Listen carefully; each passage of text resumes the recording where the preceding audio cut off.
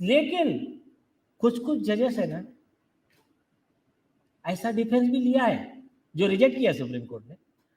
और जो ब्रदर जज है सुप्रीम कोर्ट के, उन्होंने भी, जो जज दोषी पाया गया सुप्रीम कोर्ट को, सुप्रीम कोर्ट का ही जज, तो उसको बचाने के लिए ऑर्डर में लिख दिया।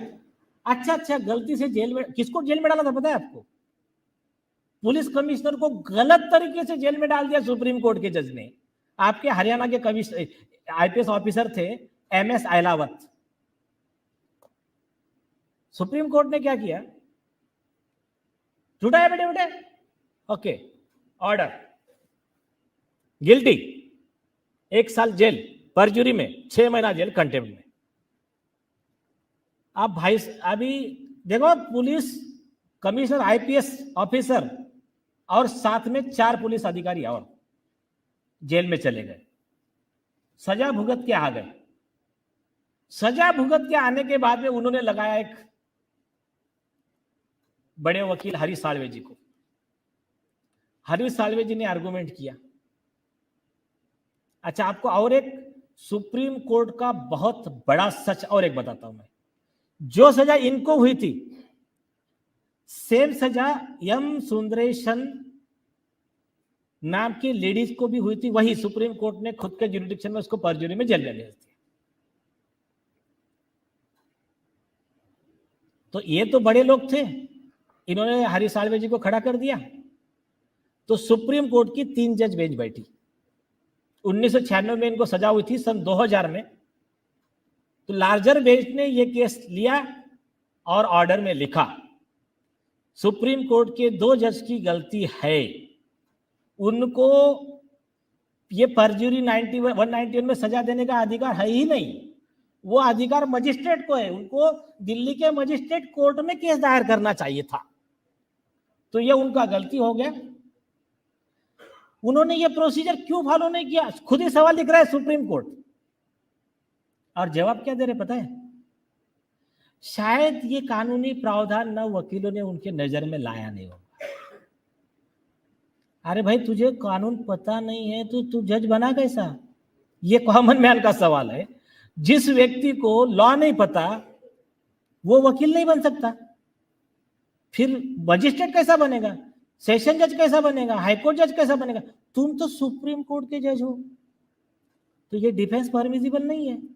बल्कि आईपीसी 220 में बिना ज्यूरिडिक्शन के किसी आदमी को अगर जेल में भेज दिया जज ने, तो उस जज, 1 दिन के लिए भेजो, 1 घंटे के लिए भेजो, तो उस जज को 7 साल की सजा का प्रावधान। तो अब ये 3 जज ने क्या किया? 3 जज ने उनको, वो ब्रदर जज को बचाने के लिए ऐसा ऑर्डर कर दिया। तो जो 3 जज है लार्जर बेंच, जिन्होंने अपने ब्रदर जज को बचाने के लिए ऐसा ऑर्डर किया, वो जजेस आईपीसी 166, 219 और 201 और 218 इन सेक्शंस के तहत वो भी 7 साल के सजा के हकदार है। तो ये लॉ है। अब कॉमन मैन को पता नहीं, मेजॉरिटी वकीलों को या तो कानून पता है या तो नहीं पता। जिनको पता है वो बड़े बड़े फीस वाले, वो क्या सोचते हैं, जज के खिलाफ जाना कि नहीं जाना। और कुछ है बोलते जाने दो, अपने को उसके पास दूसरा काम पड़ता है। तो जब तक इस देश के वकील अपनी फी, प्रोफेशन, इसके सोच से ऊपर उठेंगे, वो अगर इससे नहीं उठेंगे तो देश ऐसा ही अंधकार की तरफ गड्ढे में जाता रहेगा। तो सबसे बड़ा जिम्मेदारी है वकीलों का भी है। आम आदमी को बेचारे को पता नहीं तो वो हमारा जिम्मेदारी है आम आदमी तक ये लॉ पहुंचाना, और इन जो कोई बड़ी पोस्ट पर है उनकी गलतियां उजागर करना है हर आम आदमी का जिम्मेदारी है। तो ऐसा मान के चलिए, हमने इस मामले में एक्सपर्ट्स बाइंडिंग प्रेसिडेंट के आधार पर एक जजमेंट दिया कि ये अधिकारी ने सुप्रीम कोर्ट के ये डायरेक्शन का वायलेशन किया। सुशांत सिंह राजपूत, दिशा सालियान के केस में आरोपी को बचाने का प्रयास किया, या फिर ये जज ने ये सुप्रीम कोर्ट के डायरेक्शन के खिलाफ काम किया। तो पहली चीज थी कि उन्होंने अपने आप से ही उस निर्णय का पालन करना चाहिए था। दो जजमेंट है, एमपी निविति का जजमेंट है और एक प्रिया गुप्ता का जजमेंट है। तो उसमें सुप्रीम कोर्ट ने जज को सजा दी दिया था। उन्होंने कहा कि सुप्रीम कोर्ट का डायरेक्शन मुझे पता नहीं था, लॉ मुझे पता था, डिफेंस चलेगा नहीं, तुम गिल्टी हो कंटेम्प्ट के, तो वो मजिस्ट्रेट को सजा दे दिया। लेकिन मान के चलिए बुरे से बुरा कंडीशन, ठीक है भाई, पहले नहीं पता था, उस पे हम बाद में देख लेंगे। आप इस जनता की महाअदालत के जजमेंट में पूरा लिखकर आ गया है कि आपने इस कानून का उल्लंघन किया, आपको यह करना चाहिए था, आपने ये नहीं कहा, इसलिए इस सेक्शन के तहत आप दोषी हो। अब उस अधिकारी के, उस जज के सारे डिफेंस खत्म। आप नहीं मानेगा तो कोई भी कॉमन मैन बोलेगा मैं पीड़ित हूं इनके इस अन्यायपूर्ण कामों से, कोई भी कॉमन मैन एक कंटेम्प्ट पिटीशन सुप्रीम कोर्ट में लगा पाएगा। और वो लगाने के बाद में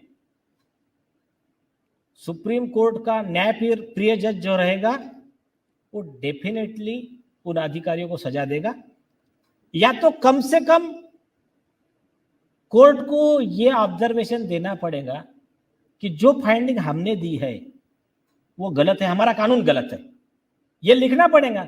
नहीं तो उन अधिकारियों को सजा देना पड़ेगा, या तो उन अधिकारियों को सजा देने से बचने के लिए या उनको बचाने के लिए जो भी प्रयास करेगा वो भी आरोपी रहेगा।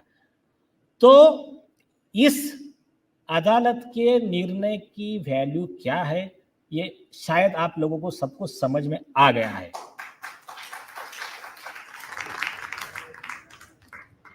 दूसरा एक सवाल और था, मैं 2 मिनट उसको कंक्लूड करूंगा, बाद में जिसके लिए सारे दुनिया में लोगों की नजरें लगी हुई है, सुशांत सिंह की केस की प्रोसीडिंग स्टार्ट की जाएंगी, या तो बेहतर हो स्टार्ट कर लेते, ये सवाल हम बाद में ले लेंगे। एक सवाल यह है कि जो एमेकस ने उठाया, हमारे केसेस में कुछ सुप्रीम कोर्ट के जजेस भी आरोपी है, जैसा जेएस खेर वगैरह हो गए।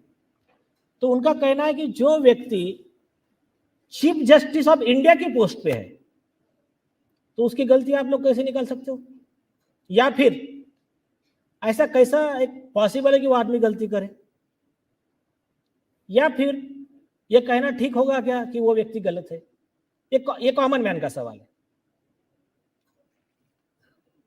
अभी देख लीजिए, ये विषय आया था सुप्रीम कोर्ट के संविधान पीठ के पास एसपी गुप्ता के केस में, और दूसरा है दिल्ली ट्रांसपोर्ट एसोसिएशन मजदूर संघ का एक जजमेंट है 1991 का, वो साइटेशन दिए हुए अपने पास वेबसाइट पे। ये दो जजमेंट में सुप्रीम कोर्ट ने